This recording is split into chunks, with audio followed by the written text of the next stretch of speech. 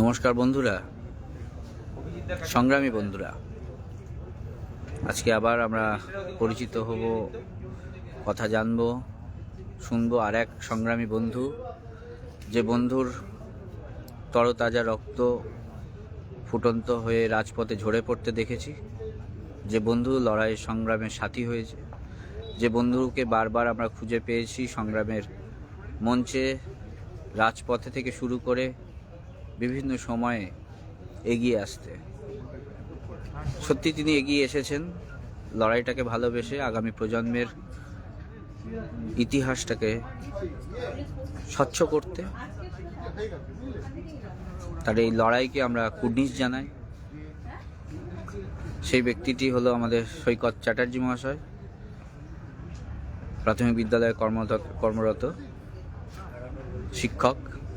একজন শিক্ষকই পারেন আগামী প্রজন্মকে সঠিক পথ দেখাতে, সমাজের কারিগর, সমাজ গড়ার আসলে যারা কারিগর তারা প্রকৃত রাস্তাটা দেখতে পান হয়তো আগে থেকেই।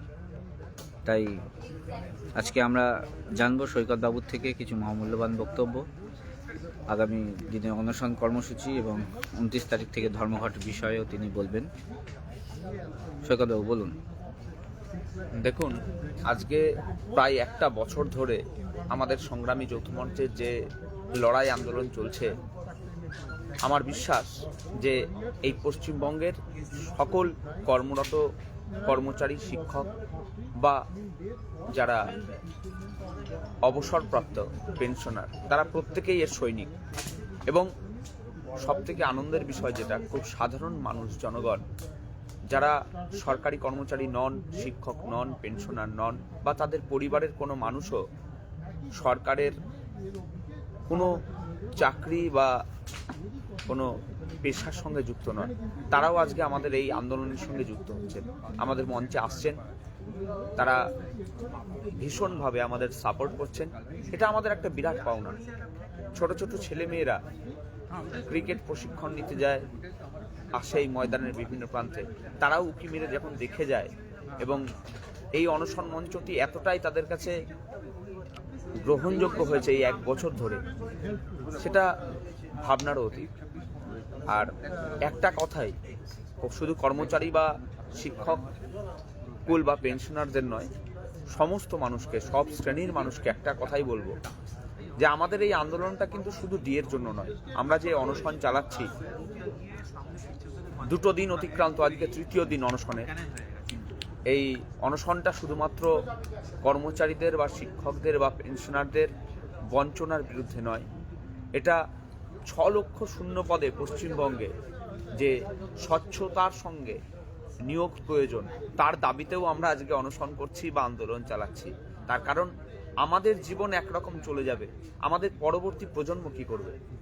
ব্যক্তিগতভাবে আমার অভিজ্ঞতা হয়তো আপনাদের সবারই, আমার প্রচুর ছাত্র আছে যারা পড়াশোনা করার পর আজকে পরিযায়ী শ্রমিক।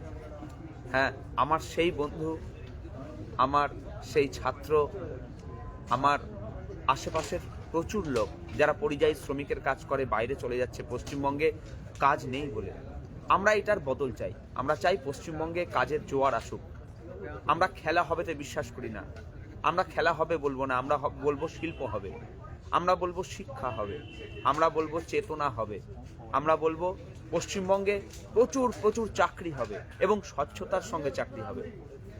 আসুন আমরা সকলে মিলে প্রতিজ্ঞাবদ্ধ হই এবং আমরা এই আন্দোলনে সবাই মিলে ঝাঁপিয়ে পড়ি। আমরা সরকারের চোখে চোখ রেখে প্রশ্ন করি যে আজকে এই 12 বছর ধরে এই রাজ্যটার অবস্থা এরকম কেন হলো? এর জবাব সরকারকে দিতে হবে।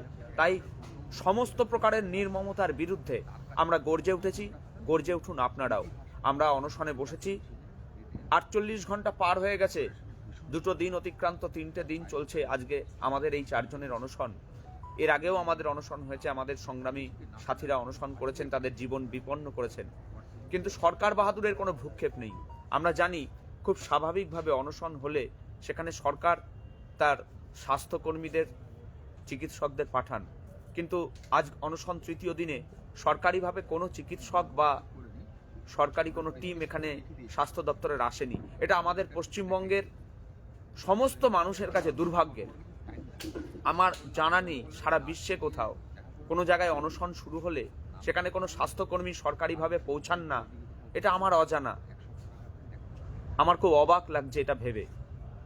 আমরা বলে নয়, আজকে যে প্রান্তেই অনশন হোক না কেন সেখানে যেন একটা স্বাস্থ্যকর্মী অন্তত পৌঁছান সরকারিভাবে, এই আবেদনও সরকারের কাছে রাখবো।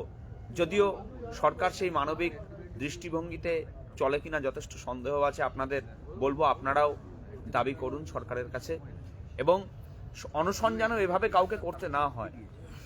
এই পশ্চিমবঙ্গ ধর্মতলাটা আজকে ধর্নাতলায় যেমন পরিণত হয়েছে, পশ্চিমবঙ্গটা সত্যিই এত বিক্ষোভ, এত অনশন, এটা মানুষ ইচ্ছাকৃত করছে না, এই পশ্চিমবঙ্গে কিছু বদলের জন্য করছে। তাই সবাইকে আবারও অনুরোধ করব, আপনারা সবাই চোখে চোখ রেখে সরকারকে প্রশ্ন করুন। আসুন সংগ্রামী যৌথ মঞ্চের এই আন্দোলনে আমরা সবাই মিলে একত্রিত হই। নমস্কার। অনেক ধন্যবাদ সৈকত বাবুকে। বরাবরই শান্ত স্নিগ্ধ স্বভাবের সৈকতদা তার বুকের মধ্যে যে এতটা বারুদ জমিয়ে রাখতে পেরেছিলেন সেটা আগে জানা ছিল না। সেই বারুদটা জ্বালাতে সক্ষম হয়েছেন। আপনারা যারা সংগ্রামী যৌথ মঞ্চের ফেসবুক গ্রুপে রয়েছেন তারা এই বারুদের জ্বলন্ত আগুনে আঁচ পোয়াতে অন্তত একবার শহীদ মিনারে আসুন। নমস্কার।